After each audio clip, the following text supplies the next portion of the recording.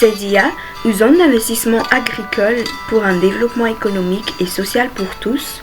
ZIA, ou zone d'investissement agricole pour une réforme agraire en vue d'un développement agricole bien organisé. En cette année 2015, la région Vakna-Karaj a mis en marche le projet ZIA comme focus du développement économique et social régional sous la houlette de son chef de région et initiateur du projet, Manjinj Albert Anjianzanak. Le système ZIA est un projet relatif aux productions agricoles, d'élevage et de transformation sur des terres appartenant à la région Vakna-Karaj, mis en location à des opérateurs économiques privés, à des associations, à des organisations paysannes et des familles d'agriculteurs. En septembre 2015, après que 21 demandeurs bénéficiaires aient satisfait aux conditions requises, le chef de région a procédé à la remise des livres officiels d'octroi du bail amphithéotique pour un coût de location de 20 000 arias, équivalent à 4 € par hectare, par année et pour une durée de 25 années renouvelables, pour les terrains dûment exploités et non délaissés en friche.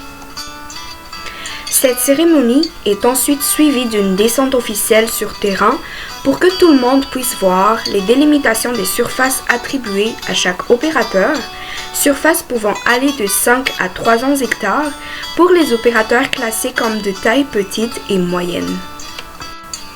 Les grands opérateurs, quant à eux, feront l'objet des prochaines attributions par milliers d'hectares. Dans la commune d'Anjavula-Vuipen, du district d'Ambatlamp, 4 opérateurs rattachés à des organisations paysannes et 2 autres opérateurs indépendants se sont vus attribuer les premiers baux amphithéotiques.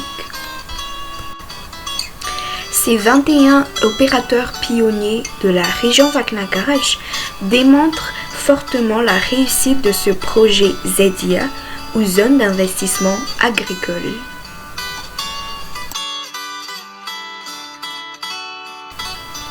Cet opérateur, rattaché à l'association paysanne Eng, s'est vu attribuer 21 hectares et a pu commencer son labour.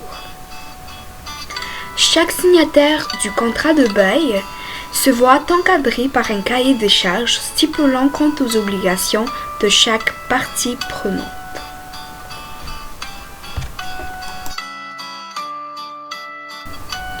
Sur place, les petits opérateurs économiques prennent leçon et expérience sur les opérateurs de taille moyenne qui se positionnent comme des vitrines et exemples pour les autres, et ce qui favorise et renforce la réussite de ce projet ZIA.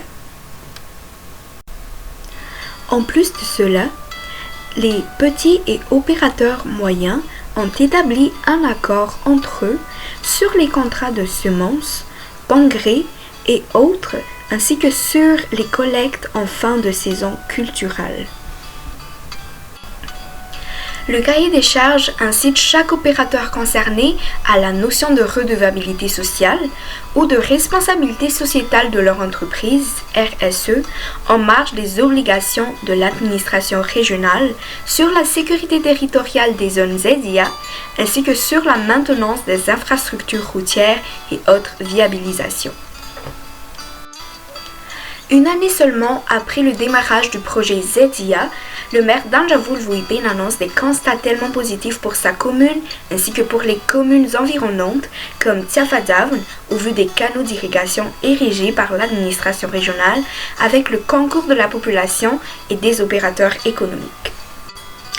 Une année après l'instauration du projet ZIA, le maire de la commune Vuipen a pu constater une grande différence entre l'état des lieux avant le projet ZIA et l'état actuel des lieux, comme les routes qui sont devenues accessibles pour tous les moyens de transport. De plus, le projet ZIA favorise la création de nouveaux emplois locaux puisque les opérateurs recrutent plusieurs ouvriers agricoles saisonniers et cela renforce le développement et l'avancée du projet ZIA ou zone d'investissement agricole. La mise en place du projet a un impact concret dans la vie de la population de la commune d'Anjavula-Vuipen, autant économiquement que socialement. Il est important de préciser que l'instauration de ce projet ZIA de la région Vakna-Karaj a été appuyée par le projet suisse nommé Matui. À la lumière de cette réussite palpable, le chef de région Manjinj Albert Anjianzanak explique que les résultats positifs seront capitalisés pour être transposables dans d'autres régions de Madagascar. Les points négatifs seront aussi pris en considération pour devenir des points d'amélioration afin de mieux préparer l'avenir. Mais ce qui nous donne vraiment de l'espoir en termes de développement, c'est que ce système ZIA qui loue les terrains de la région à des opérateurs ou à des organisations paysannes ou à des agriculteurs familiaux a bien porté ses fruits et que les concernés ont déjà sollicité un an après à ce qu'on leur facilite la possibilité d'augmenter leur superficie. De plus, ceux qui ont suivi de près ce système ZIA sans avoir pris de décision auparavant ont évoqué actuellement leur intérêt d'en faire partie grâce à la réussite de ceux qui ont participé, qui sont devenus des vitrines et exemples à suivre.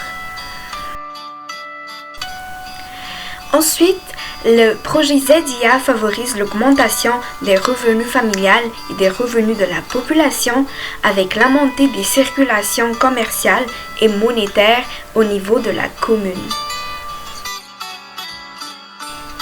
La réussite de ce projet ZIA initié par la région Vakna-Karaj a poussé plusieurs à intégrer le système de location de terrain à raison de 20 000 arials, équivalent de 4 € par hectare par année, avec un cahier des charges y afférent.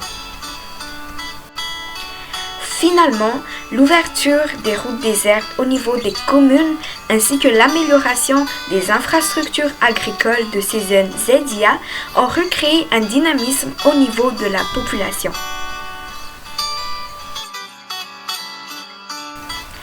Nous remercions le programme Suisse Matui qui nous a épaulés depuis le début du projet ZIA.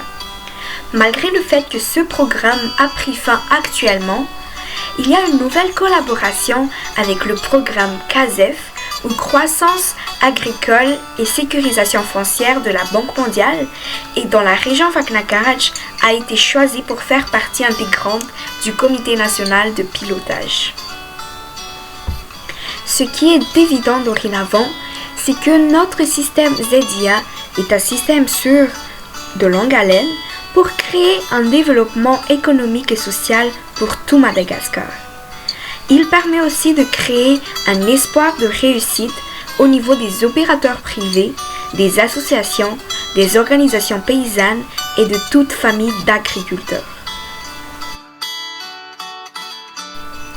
Mais n'oublions pas que plusieurs leçons seront aussi à capitaliser afin que sa transposition vers d'autres régions de Madagascar soit le plus fluide possible. Les relations entre opérateurs économiques et organisations paysannes, avec les agriculteurs familiaux et avec la population locale doivent être également les plus synergiques possibles pour créer la notion d'agriculture familiale intégrée, soit une vraie politique de développement pour le futur de tout Madagascar.